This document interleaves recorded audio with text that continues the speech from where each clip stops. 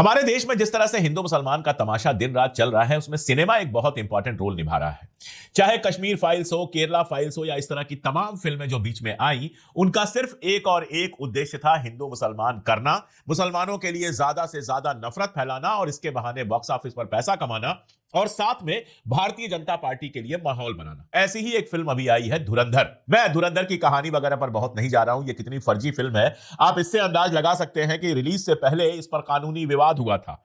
भारतीय सेना के अशोक चक्र से जो डेकोरेटेड ऑफिसर थे मेजर मोहित शर्मा, जो कश्मीर में शहीद हुए थे, उनकी फैमिली ने, उनके माता पिता ने बाकायदा कोर्ट में केस किया था, दिल्ली हाई कोर्ट में केस किया था कि यह फिल्म जो है उनके बेटे की जिंदगी पर आधारित है और बहुत गलत तरीके से दिखाती है और इसके लिए कोई अनुमति नहीं ली गई है। इसके बाद इस सिनेमा के जो डायरेक्टर हैं उन्होंने कह दिया कि मेजर रोहित शर्मा के जीवन पर यह फिल्म आधारित नहीं है, यानी अगर किसी के जीवन पर आधारित नहीं है तो उनके दिमाग में जो कल्पनाएं उपजी हैं उससे यह फिल्म बनी है और इसमें वही किया है उन्होंने जो वो करना चाहते थे। अब जो ताजा खबर है वो ये है कि गल्फ के कई देशों ने इसके ऊपर रोक लगा दिया है, जैसे बहरीन, ओमान, कतर, सऊदी अरब और यूएई यानी संयुक्त अरब अमीरात। इन देशों ने, जो जीसीसी के मेंबर्स हैं, गल्फ कोऑपरेशन काउंसिल के मेंबर्स हैं, इन्होंने इस फिल्म के ऊपर पूरी तरह से बैन लगा दिया है। बैन करने का बहाना तो यह बनाया गया है कि यह पाकिस्तान के खिलाफ है, लेकिन दरअसल हकीकत यह है कि बैन जो लगाया गया है वो इसलिए लगाया गया है कि यह पूरी तरह से मुसलमानों के खिलाफ है। और चलिए एक बार मान लें कि ये जो कह रहे हैं वही सही है, तो इसका मतलब क्या हुआ? इसका मतलब यह हुआ कि पाकिस्तान को इनका समर्थन ऐसा मिल रहा है कि पाकिस्तान के खिलाफ बनने वाली फिल्म जो है वो वहां पे नहीं चल पा रही। अब वहां फिल्म नहीं चलने से फिल्मकार को क्या नुकसान होगा, डायरेक्टर साहब को क्या नुकसान होगा, वो मेरा टेंशन नहीं है, वो जाने, उनका काम जाने। लेकिन अरब देशों में जिस तरह से भारत के खिलाफ माहौल बन रहा है वो इस फिल्म के बाद और तेज होगा। यानी इस फिल्म से देश के अंदर नरेंद्र मोदी को और उनकी पार्टी को भले फायदा हो जाए, लेकिन देश के बाहर भारत को नुकसान होगा। धुरंधर जब फिल्म आई थी तो ऋतिक रोशन ने इसकी आलोचना की थी। 11 दिसंबर 2025 को इंस्टाग्राम पे एक स्टोरी लिखी और डिटेल स्टोरी लिखी और उसमें कहा कि इसमें सिनेमाई कौशल जो है, सिनेमैटिक्स जो है वो तो बहुत सुंदर है, लेकिन इसकी जो पॉलिटिक्स है वो गड़बड़ है, मैं उससे सहमत नहीं हूं। इसके बाद ऋतिक रोशन की जबरदस्त ट्रोलिंग शुरू हो गई। आजकल माहौल यही है कि कोई सच बोल दे, कोई हकीकत की बात कर दे तो उसकी ट्रोलिंग शुरू हो जाती है। मैं भी यहां पर वीडियो बना रहा हूं तो हो सकता है मेरी भी ट्रोलिंग शुरू हो जाए और हो सकता है कि इस फिल्म के जो मालिकान हैं, इस फिल्म के जो डायरेक्टर वगैरह लोग हैं, वो लोग ही इस तरह की ट्रोलिंग करवा रहे हो। कुछ भी हो सकता है, आज के टाइम में पैसे लेकर आदमी कुछ भी करता है तो कुछ भी हो सकता है। उसके बाद सोचिए ऋतिक रोशन जैसे स्टार को वो पोस्ट हटानी पड़ी। लेकिन मेरा एक दूसरा मसला है जिस पर बात करने के लिए आज मैं बैठा हूं और वो मसला है बलूचिस्तान का। पहले तो यही बात कर लें कि इस फिल्म में एक डायलॉग है जिसमें संजय दत्त कहते हैं मगरमच्छ पर भरोसा कर सकते हैं लेकिन बलूच पर नहीं। जाहिर है ये जो डायलॉग है वो बलूचों को अविश्वसनीय भी दिखाता है और आतंकवादी भी दिखाता है। इस पर बलूचिस्तान के लोग बहुत नाराज हैं। मीर यार बलूच जो हमेशा से भारत के समर्थक रहे हैं, यहां तक कि ऑपरेशन सिंदूर के वक्त भी उन्होंने भारत का समर्थन किया था, वो बीएलए के चीफ है, बलूचिस्तान लिबरेशन आर्मी के चीफ है। उन्होंने सोशल मीडिया पर इस बात पर कड़ी आपत्ति दर्ज की है कि इस तरह की बात बलूचों के बारे में कैसे की गई। दरअसल बलूचिस्तान को लेकर हिंदुस्तानी फिल्मों में इस तरह के फिल्म मेकर जो नौटंकी दिखा रहे हैं उससे भारत का जबरदस्त नुकसान हो रहा है और इनके समझ में भी नहीं आ रहा है।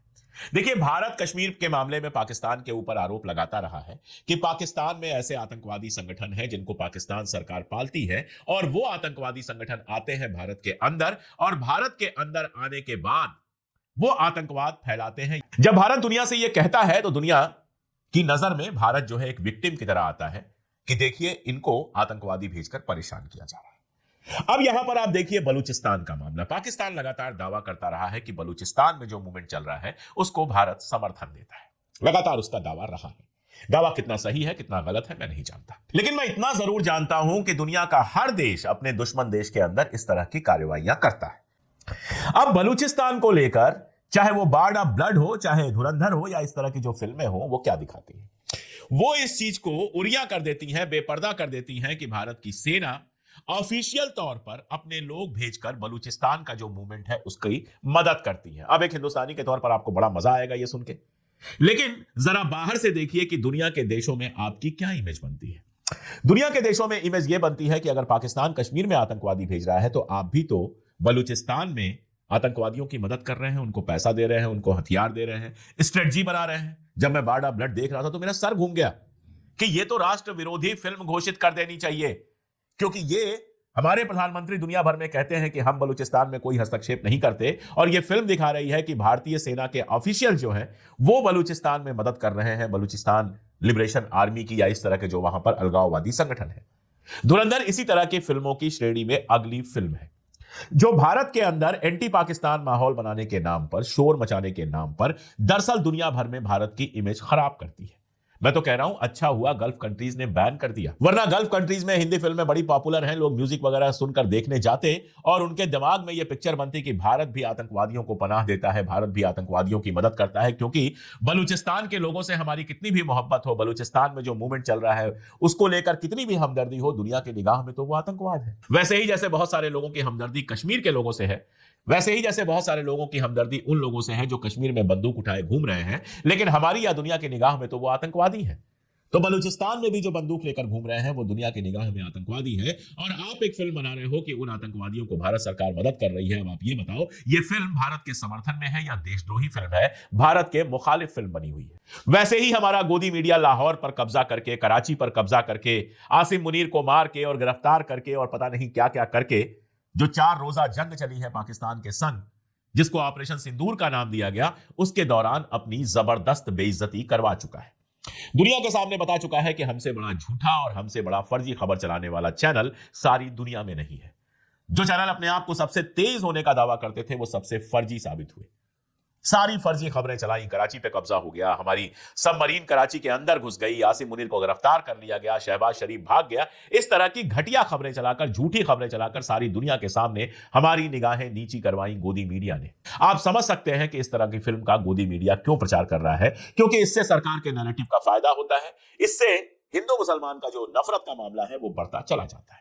देखिए, आप दिखाते पाकिस्तान है, लेकिन मैं बार बार कह रहा हूं कि असल में आपके निशाने पर मुसलमान होते हैं। आपके नेपाल के साथ रिश्ते खराब हो गए, आपके बांग्लादेश के साथ रिश्ते खराब हो गए, आपके मालदीव के साथ रिश्ते खराब हो गए, भूटान भी चाइना के ज्यादा करीब है, सेंट्रल एशिया के देशों या मिडिल ईस्ट के देशों ये सब चाइना के करीब जा रहे हैं। टर्की सीधे सीधे पाकिस्तान के साथ खड़ा हो जाता है, सऊदी अरबिया पाकिस्तान के साथ समझौता कर लेता है, अमेरिका F-16 पहले ही दे चुका है पाकिस्तान को, अब उसको अपग्रेड करने के लिए करोड़ों रुपए दे रहा है, और आप कभी पुतिन की गोदी में बैठने की कोशिश करते हैं, कभी आप जाके ट्रंप की गोदी में कोशिश करते हैं बैठने की, तो पहले ही अपनी इन हरकतों से, इस्लामोफोबिक विचारधारा से आपने अपने करीबी दोस्तों को दूर कर दिया है। अब ये जो फिल्में बन रही हैं और जिन फिल्मों को आपके लोग प्रमोट कर रहे हैं वो सारी दुनिया में भारत को बदनाम करने के अलावा कुछ और नहीं। इंटरनेट पे 1 करोड़ बार रहमान डकैत का डांस देखने के बाद फाइनली मैंने धुरंधर देख ली है। प्रोपेगेंडा है या फिर नहीं है, सब कुछ आपको इस वीडियो के एंड तक पता चल जाएगा। यहाँ पर मूवी के शुरू में ही एक डिस्क्लेमर है, एंड डिस्क्लेमर के शुरुआत में लिखा है कि इसे ऐतिहासिक तथ्यों अथवा वास्तविक घटनाओं का सटीक चित्रण नहीं माना जाना चाहिए। इनफैक्ट ये भी बताया गया कि ये कोई डॉक्यूमेंट्री नहीं है, ये एक फिल्म है। अब जब फिल्म मेकर्स यहाँ पर खुद कह रहे हैं कि ये ऐतिहासिक घटनाओं का सटीक चित्रण नहीं है, इसको ना माना जाए, तो आखिरकार कुछ लोग सोशल मीडिया पे ये क्यों कह रहे हैं कि भैया ये तो रियलिटी है, इसको देखकर जो भी बंदा ऑब्जेक्ट कर रहा है वो पाकिस्तान चला जाए। भाई इसमें पाकिस्तान जाने की बात कौन सी आ गई। दूसरी चीज यहाँ पर चल रही है कि मूवी के अंदर प्रोपेगेंडा है, बहुत सारा प्रोपेगेंडा है, ये एक प्रोपेगेंडा मूवी है। तो जब आप ये मूवी देखोगे तो आपको ऐसा लगेगा नहीं कि एक प्रोपेगेंडा मूवी है, लेकिन कुछ सीन्स में कुछ चीजें यहाँ पर दिखाई गई। जैसे कि एक सीन में आईबी का चीफ ये बोलता है कि ये जो नकली नोट वाली न्यूज है ये अभी छुपा लो, जब कोई राष्ट्रवादी सरकार यहाँ पर यूपी में आएगी तब उनको बताने का काम करेंगे। अब ये टाइम फ्रेम है, उस टाइम पर कांग्रेस की गवर्नमेंट थी एंड इस टाइम पर बीजेपी की गवर्नमेंट है, तो यहाँ पर एक तरीके से प्रोपेगेंडा फिट किया गया है, जो कि मुझे डेफिनेटली बिल्कुल भी अच्छा नहीं लगा। इसके अलावा रणवीर सिंह का एक डायलॉग है कि ये नया भारत है, ये अंदर घुस करके मारेगा। इस तरीके की जो बातें हैं ये बीजेपी के लोग करते हैं एंड इसकी वजह से इसको प्रोपेगेंडा मूवी बोला जा रहा है। मूवी के अंदर बीजेपी की लाइन डाल देना और फिर ये कह देना कि ये तो राष्ट्रभक्ति वाली मूवी है, ये मुझे लगता है ये सत्यता नहीं है किसी भी चीज की। इनफैक्ट ऋतिक रोशन ने इस मूवी को लेकर के ट्वीट किया था एंड उन्होंने काफी तारीफ करी थी, लेकिन आगे वो लिखते हैं कि इस मूवी के अराउंड जो पॉलिटिक्स चल रही है वो उससे अग्री नहीं करते हैं। और मैं भी सेम लाइंस पर ही बोलूंगा, मूवी आउटस्टैंडिंग है, सबने बहुत बढ़िया काम किया, लेकिन मूवी के अराउंड जिस तरीके से पॉलिटिक्स को चलाया जा रहा है एंड खास तौर से बीजेपी एंड उनका आईटी सेल जो पॉलिटिक्स इस मूवी के अराउंड चला रहा है वो मुझे लगता है सही नहीं है यार, जरूरत नहीं है ऐसी पॉलिटिक्स करने की। इनफैक्ट एक चीज और है जो मुझे सबसे ज्यादा प्रॉब्लमैटिक यहाँ पर लग रही है, वो ये है कि रहमान डकैत के कैरेक्टर को बहुत ज्यादा ग्लैमराइज करके यहाँ पर दिखाया जा रहा है। भाई हमारी स्पाई मूवी है और हमारा स्पाई एजेंट जो है रणवीर सिंह उसका कैरेक्टर प्ले कर रहे हैं, उनके बारे में कोई बात नहीं हो रही। कोई रील एडिट अभी तक आपने यहाँ पर रणवीर सिंह का नहीं देखा होगा, सारे एडिट्स आप यहाँ पर रहमान डकैत के देख रहे हो। इनफैक्ट बीजेपी ने खुद ने रहमान डकैत बोलने का काम कर दिया था इंडिया की जनता को थोड़े दिन पहले,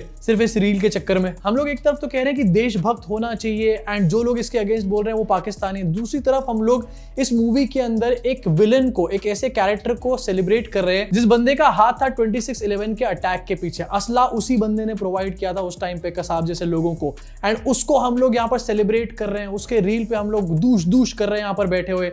आई थिंक ये बहुत ज्यादा प्रॉब्लमैटिक है और ये पूरा एक कल्चर इस टाइम पर बन चुका है कि विलेंस को सेलिब्रेट करो बैठ के। कोई भी प्रोपेगेंडा की वजह से देखने नहीं आने वाला, 2-4 बार प्रोपेगेंडा चल जाता है, उसके बाद द ताज स्टोरी का देखा ना क्या हुआ।